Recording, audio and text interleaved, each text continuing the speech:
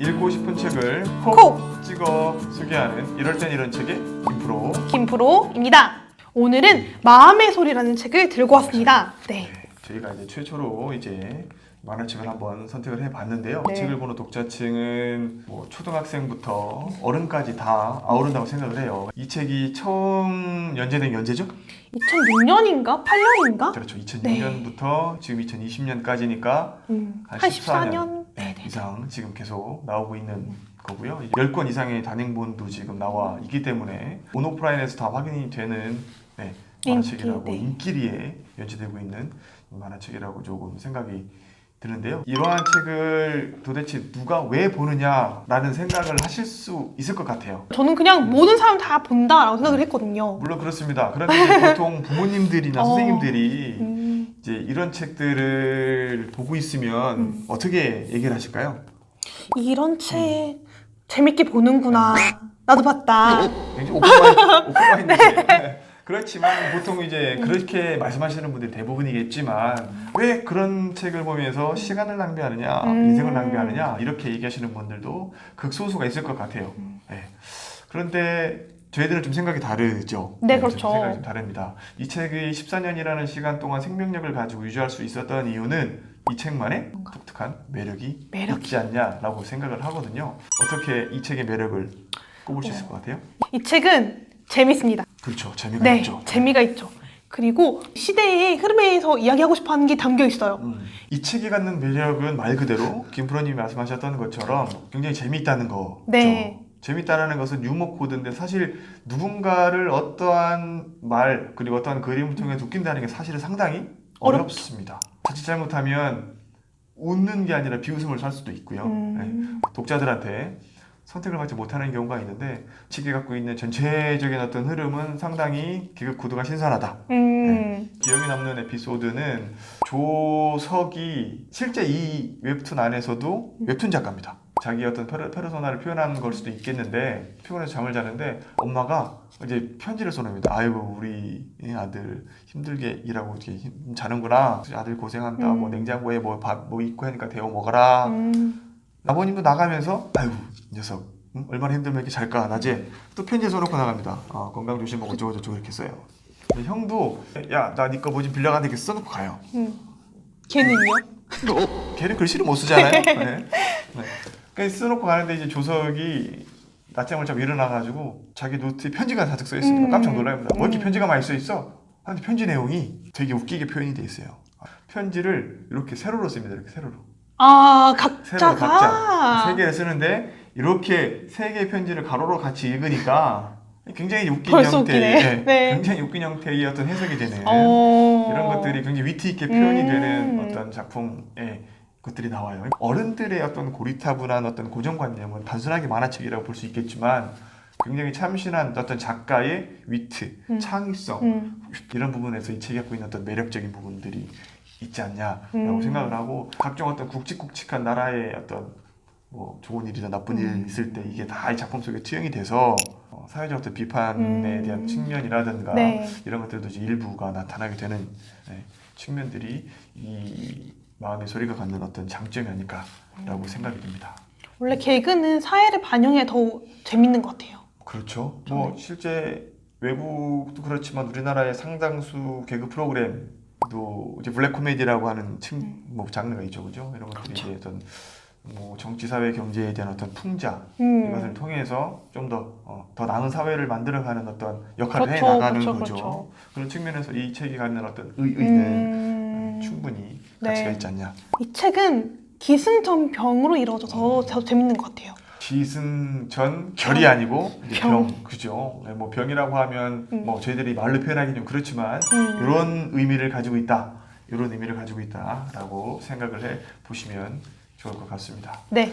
이 작가분이 좀 능력자시죠? 완전 능력자시죠. 능력자신데 작가분에 대해서 한번 간단하게 좀 소개 좀 해주시죠. 이 작가님은요, 네이버 웹툰에서 2006년부터 현재까지 1000화가 넘게 연재 중이십니다. 지금 1200회 이상을 연재하셨죠. 그리고 2007년 독자 만화 대상 신인상, 온라인 출판 만화상 대상 등 3관왕을 수상했고 그 이후로도 2009년까지 대한민국 만화대상 인기상을 3년 연속 수상하셨습니다. 그리고 2009년에는 대한민국 콘텐츠 어워드 만화 부문 인기상을 수상하는 등 여러 개의 상을 수상하셨습니다. 우리나라 만화계에서 상당히 좀 족적을 남기신 분이고 아직도 현재 진행형이죠? 그렇죠. 라고 살펴볼 네. 수가 있을 것 같아요. 그죠? 이 책에 등장하는 인물들이 그렇게 많지는 않아요. 조준, 조석, 조석, 그다음에 엄마, 아빠, 엄마, 아빠, 애봉이, 애봉이, 그다음에 강아지 2마리. 강아지 2마리가 있죠. 이 이름 두기다. 캐릭터들이 다 각자 자기만의 독특한 특성들이 있어요. 네. 이 조석이 갖는 어떤 특성, 네. 캐릭터의 네. 장점 내지는 어떤 눈에 띄는 점이 뭐가 있을까요? 웃긴 행동을 많이 해요. 본인은 진지한데 그걸 바라본 독자 입장에서는 웃겨요. 그렇죠. 네. 그리고 기본적으로 캐릭터가 웃겨요. 네, 웃겨요. 일단 머리가 엄청 큽니다. 네모난데 엄청 크고 어깨도 좁죠. 네. 마치 레고처럼 이렇게 생긴 레고. 캐릭터의 모습을 보이는데 사실 이 조석의 캐릭터가 과거로부터 이렇게 계속 변천해 왔죠. 네네네. 계속 변천해 와서 지금에 이르르긴 했는데 뭐 큰 변화는 처음에 만들어진 캐릭터를 빼놓고는 없었던 것 같고요. 보통 이제 캐릭터들이 안 겹치게 만들잖아요. 뭐 처음에 등장하는 캐릭터가 뭐 착하면 두 번째 등장하는 캐릭터는 악하고 첫 번째 등장하는 캐릭터가 좀 바보 같은 행동을 많이 하면 두 번째는 굉장히 스마트하고 똘똘한 행동을 이렇게 상반되는 것들을 비교를 많이 하게 되는데 네. 조준이라는 캐릭터도 조석이랑 비슷합니다. 비슷을 네. 하죠. 뭐 그래서 더 많은 시너지를 나타내기도 하고요. 같은 행동을 한 번 더 하기 때문에 네. 한 번 웃긴 걸 두 번 웃기고 이러한 캐릭터들 사이에서 어떤 그런 역할을 좀 중재하는 역할이 엄마인 것 같아요. 엄마죠, 네. 엄마. 엄마가 네. 그 나름의 어떤 이성적이고 네. 평범한 생각을 갖고 계신 분이죠, 그죠? 네. 아버지도 비슷해요. 비슷해요. 그러니까 비슷한 캐릭터가 네. 3명이나 되는 겁니다. 사실은 그 여자친구인 애봉이. 애봉이도 만만치가 않아요. 그렇게 어떤 캐릭터들이 갖고 있는 어떤 비슷한 어떤 성격들이 뭉쳐서 굉장히 좀 재밌는 유머 코드를 형성하는 어떤 구도를 만들고 있지 않을까. 최근에 애봉이가 실제로 결혼해서 아내의 와이프로 등장을 하고요. 또 다른 인물이 나타났습니다. 그런가요? 아기가 있어요. 어, 네, 그렇습니다. 왠지 그 아기의 느낌은 짱구 동생과 같은 느낌이 좀 살짝 나요. 아직은 아기입니다. 아직은 아기죠. 그 아기가 펼칠 어떤 그런 역할들이 기대가 네. 됩니다.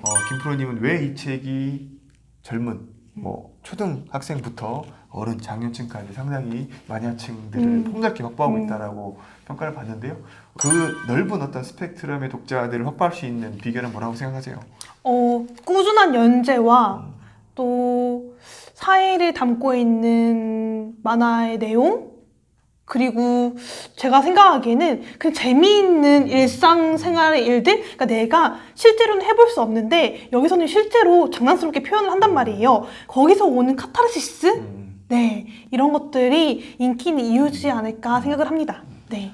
이 책은 옴니버스식 구조를 갖고 있죠. 네. 뭐 앞에 있는 내용을 안 봤어도 그 편만 딱 보면 내용 전반적으로 다 이해가 되는 것이기 때문에 현대 사회의 사람들이 긴 어떤 이야기 구조에 대한 책들을 선호하지 않잖아요. 네, 그죠? 그렇죠. 아주 짧은 형태의 이런 웹툰의 형태를 빌어서 어떤 표현된 작가의 어떤 개그 코드, 그다음에 은유적인 표현, 어떤 사회 문제에 대한 어떤 다양한 어떤 그런 해석들이 포함되어 있는 이 웹툰이 그런 측면에서 독자들의 선택을 받았지 않았나 생각을 합니다. 이 수많은 시간 동안 독자들한테 선택을 받고 이어져 오는 것들은 그 나름의 힘이 있다고 생각을 해요.